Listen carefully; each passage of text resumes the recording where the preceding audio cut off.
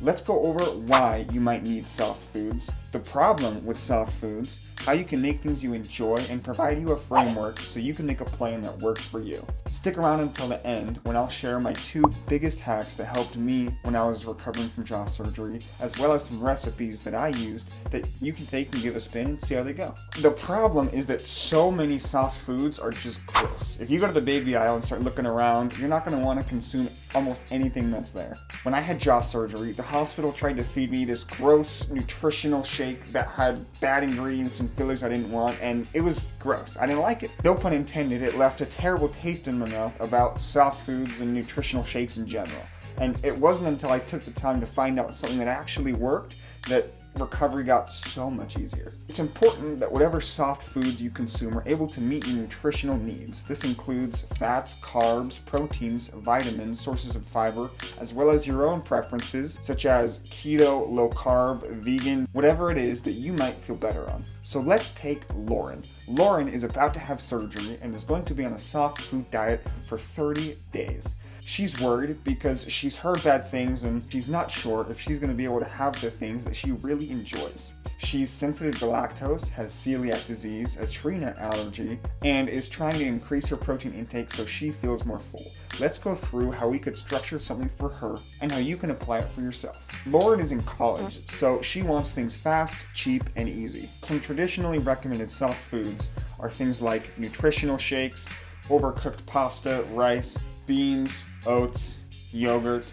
cottage cheese, smoothies, and these may or may not work for you. The first step to find what works is to find your macronutrient split. The standard is roughly 20 to 30% fats, 30% proteins, and 40 to 50% carbs. Lauren is aiming for roughly 35% protein, 35% carbs, and 30% fats. With her limitations and preferences, here's some good options that she can incorporate. For protein, we have eggs, powders, anything made with soy, including tofu, edamame, soy milk, yogurts, and milk that don't contain lactose, beans and lentils. As a quick caveat, some people can consume meat. I tried every single method to consume meat during my soft food diet, and everything was gross.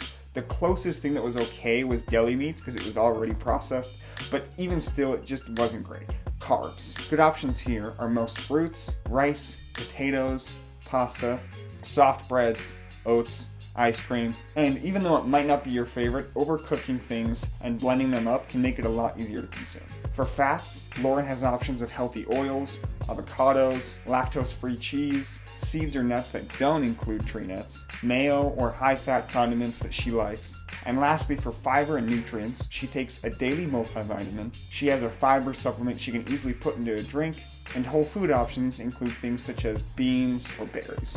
And remember, it's totally normal to have more frequent, smaller meals on a soft food diet. It tends to make it easier to digest, and it's less likely to cause issues with your stomach and make you nauseous. Here's a snapshot of one day from Lauren's meal plan. For breakfast, she had 2 eggs, a hash brown, and some salsa blended up. For lunch, she had some vegetable soup, lactose-free Greek yogurt with a little bit of ranch for flavor. For dinner, she had some rice, beans, seasonings, and oil blended up so it was nice and soft. And for snacks throughout the day, she had a smoothie, pudding, and a pre-made protein shake. She also blended up a multivitamin with her smoothie for some extra nutrients. Now, let's get to the 2 hacks that helped me the most. Number 1 is you need to use seasonings on everything. The textures are going to be weird, and the best thing you can do is make the flavor as easy to consume as possible. I recommend using any condiments that you enjoy, plenty of sauces, dressings, and even sweeteners. Even normal dishes such as vegetable soup were a lot easier to consume when I added some artificial sweeteners. The beauty of this is there's so many condiments, you can fit anything to have your diet. If you need more calories, you can use things with more fats. If you like things more bitter or sweet or salty, there's tons of options out there. Hack number 2 is to have pre-made, easy to access snacks that you enjoy. For me, this was things such as yogurt and protein powders. I was able to quickly consume these without much effort or time and help me get enough nutrition on the soft food diet. If you need more fiber, I recommend things such as psyllium husk, beans, lentils, berries or seeds, and any other fiber supplements. These can help you feel full and prevent the runs when everything is blended, if you know what I mean. Let's go back to take a look at this framework. Step 1 is you need to take all of your nutritional needs and preferences into account. Then you can take this list and move on to step 2. Step 2 is where you can look at a variety of ingredients and recipes to find things that work for you. Make sure to take into account things like how easy it is to prepare, cost, if you enjoy the taste and or texture, and if it's something you could do for the duration of your soft food diet. And lastly, we get to step number 3, and this is the most important, is to enjoy the process. In most cases, a soft food diet is temporary and it leads towards a better outcome in the end.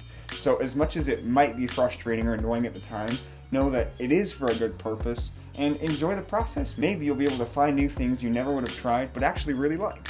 Now, here are some recipes that I made that helped me when I was recovering from jaw surgery. First, we got the sweet potato blend. Sweet potato, broccoli, vegetables of choice. I added some egg, cinnamon, and some sweetness.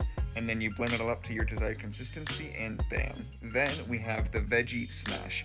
This is something you can use as a base for almost anything. You take vegetables that you like, you mix them together, usually add some source of fat or protein. In this case, I did some nooch. Make sure that you season it and then blend to your consistency. I love yogurt fruit smoothies. They're easy, they're classic. You take yogurt of choice, you mix it with any kind of fruit that you like, and you have a really easy, quick smoothie that's so good. This is for anybody who is vegan out there. It's tofu, and it actually blends really well and has good flavor. You mix it with anything that you desire, get a nice consistency, and bam. This is not sponsored. Meal replacement, this one was okay. Okay, I love this. Yogurt, you mix Jell-O with yogurt, put it in the fridge, and it is so good. It is my favorite, honestly. And then these are some good vegetables that you can blend, just a whole bunch that I'm going to list in the description, so you can take these and use them as bases for just about anything that you make. These are some carbs that you can blend. Mac and cheese blended actually is surprisingly good. And these are good bases that you can use to add volume and calories to anything else. Here we have some protein and fat sources that you can use, tons of variety, so you can make anything fit your diet to make sure that you have the nutrition that you need. Lastly, seasonings and flavors are so important. If you can season it, you should, because while the textures are weird and it's blended, you're not going to like it as much, so at least you can make it taste good. For the complete framework and additional recipes, click on the description. If you're on or preparing for a soft food diet, I hope everything goes well. Let me know any questions you have in the comments, and you're awesome. Bye.